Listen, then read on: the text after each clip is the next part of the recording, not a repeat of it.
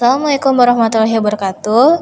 Perkenalkan, nama saya Marijus Misniati. Di sini saya akan menjelaskan peningkatan pengetahuan tentang gangguan hormonal dan penggunaan obat melalui edukasi farmasi pada remaja dengan dosen pengampu Ibu Apoteker Neni Rahmani S.Pharm M.Pharm.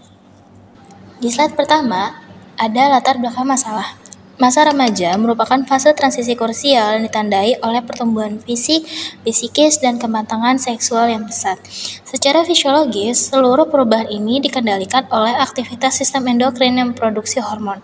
Namun, adanya fluktuasi dan ketidakseimbangan kadar hormon pada usia pubertas kerap memicu gangguan kesehatan khas seperti dismenorrea dan akne vulgaris yang dapat menurunkan rasa percaya diri serta mengganggu aktivitas belajar harian.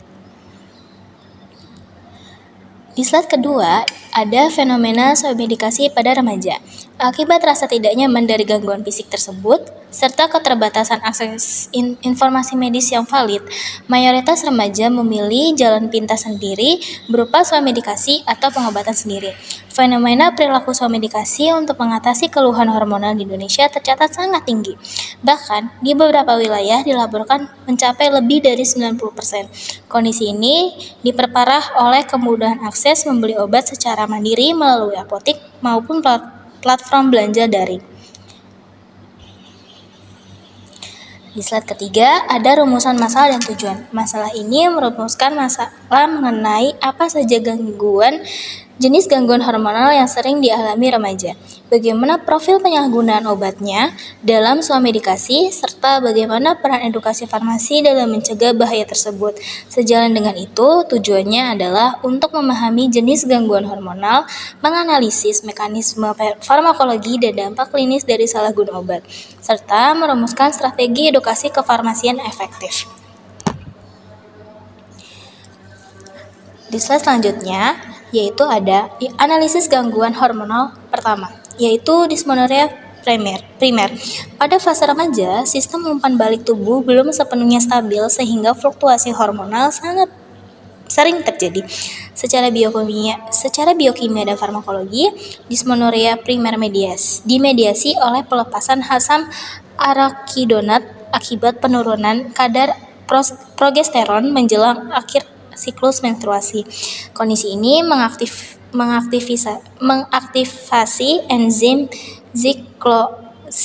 siklooksinase min2 (CO-min2) di dalam jaringan endometrium yang memicu pelepasan prostaglandin PGF2 dan PGE2 secara berlebihan, lalu menyebabkan kontraksi miometrium intens, vasokonstriksi, dan iskemia jaringan dan rasa nyeri hebat. Di slide selanjutnya, ada analisis gangguan hormonal yang kedua, yaitu akne vulgaris eksternal. Selain masalah menstruasi, keluhan hormonal lain yang sering mengganggu remaja adalah kemunculan akne vulgaris atau jerawat parah. Lonjakan hormon androgen pada masa pubertas akan menstimulasi reseptor pada kelenjar sebasea secara berlebihan sehingga terjadi hiperproduksi sebum. Ketika sebum yang berlebihan tersebut bercampur dengan ketumpukan sel kulit mati atau hiperkeratinisasi folikuler, pori-pori kulit menjadi tersumbat dan menjadi media optimal bagi pertumbuhan bakteri Propionibacterium acnes yang memicu reaksi inflamasi lokal. Selanjutnya yaitu ada resiko self-medikasi, penyalahgunaan NSAID dan analgesik. Golongan obat antiinflamasi dan non-steroid seperti asamfetamina, ibuprofen, natrium diklofenak, dan paracetamol dosis tinggi kerap menjadi pilihan utama remaja untuk meredakan nyeri haid. Obat-obat ini bekerja menghambat enzim siklooksinase CO-min1 dan CO-min2 agar konversi asam arachidonat menjadi prostaglandin terhenti. Namun, konsumsi bebas tanpa aturan dosis yang tepat sangat berbahaya karena penghambatan CO-min1 yang bersifat sitoprotektif di lambung dapat menurunkan sekresi mukus pelindung, memicu gastritis akut, tukak peptik, pendarahan saluran cerna, hingga gangguan fungsi ginjal akut.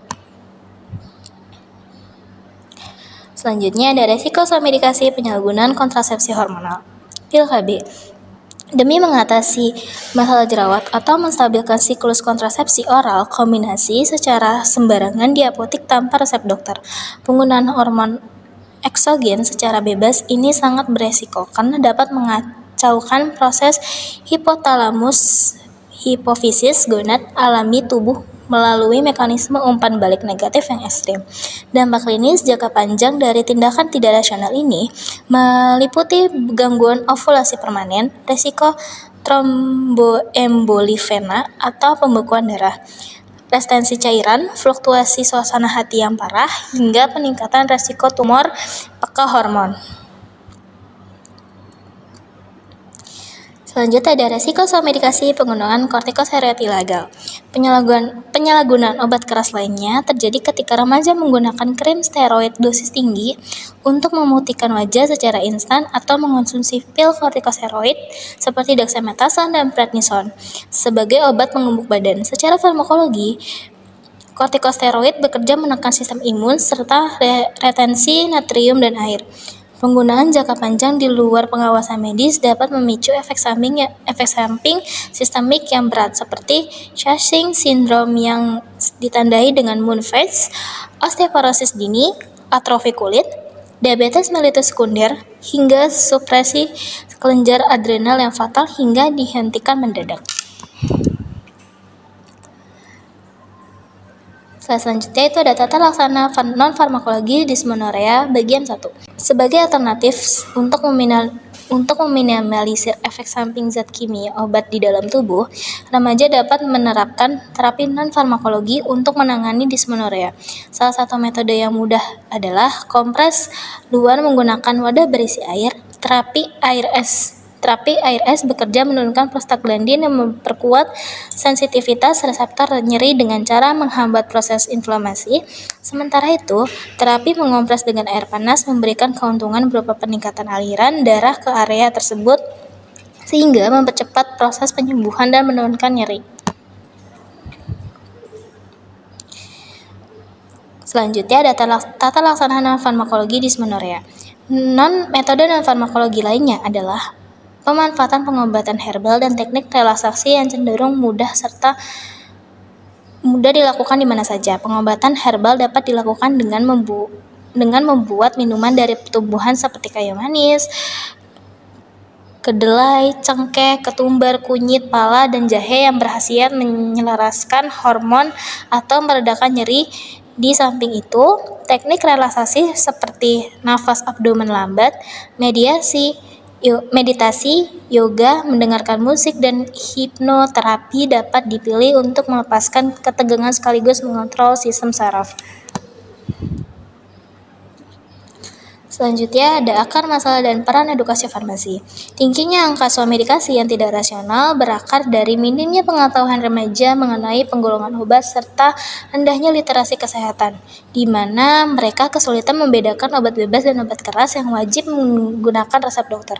Oleh karena itu, intervensi berupa edukasi terstruktur dan tenaga kefarmasian memegang peranan yang sangat vital. Melalui program penyuluhan ini, remaja dibekali dengan prinsip Dagosibu, yaitu dapatkan, gunakan, simpan, dan buang obat dengan benar agar terhindar dari bahaya salah guna obat. Selanjutnya ada efektivitas edukasi. Data kuantitatif pretest versus post-test. Efektivitas program edukasi kefarmasian dibuktikan secara kuantitatif melalui studi pengukuran tingkat pengetahuan sebelum dan sesudah intervensi.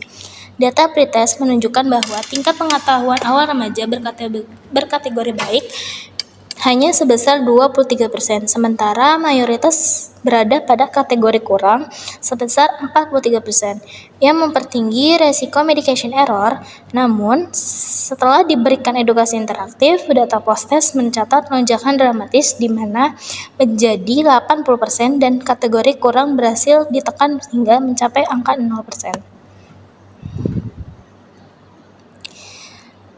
Dan yang terakhir ada kesimpulan dan saran. Kesimpulannya, berdasarkan pembahasan dapat disimpulkan bahwa fase pubertas memicu fluktuasi proses hipotalamus hipofisis gonad yang belum matang sempurna sehingga memicu tingginya dismenorrea primer akibat sekresi berlebihan prostaglandin. Ketidaknyamanan ini mendorong tingginya perilaku self-medikasi yang sayangnya sering tidak rasional dan beresiko memicu toksisitas sistemik akibat salah guna obat keras. Melalui intervensi edukasi, tata laksana pengobatan, tingkat pengetahuan remaja terbukti meningkatkan secara signifikan sehingga mampu meminimalkan resiko medication error. Sarannya, sebagai langkah promotif ke depan, institusi apotek diharapkan memperkeras screening penyerahan obat keras disertai konseling aktif mengenai dosis dan efek samping kepada konsumen remaja. Bagi pemerintah dan regulator seperti BPOM serta Kemenkes diperlukan peningkatan pengawasan terhadap peredaran obat keras dan kosmetik ilegal yang mengandung bahan kimia di platform e-commerce. Terakhir, orang tua diimbau untuk membangun komunikasi terbuka agar tindakan pengobatan yang diambil anak remaja selalu berada di bawah pengawasan. Berikut adalah daftar pustaka yang saya pakai untuk jurnal farmakologi ini. Sekian dari saya, kurang lebihnya mohon maaf. Wassalamualaikum warahmatullahi wabarakatuh.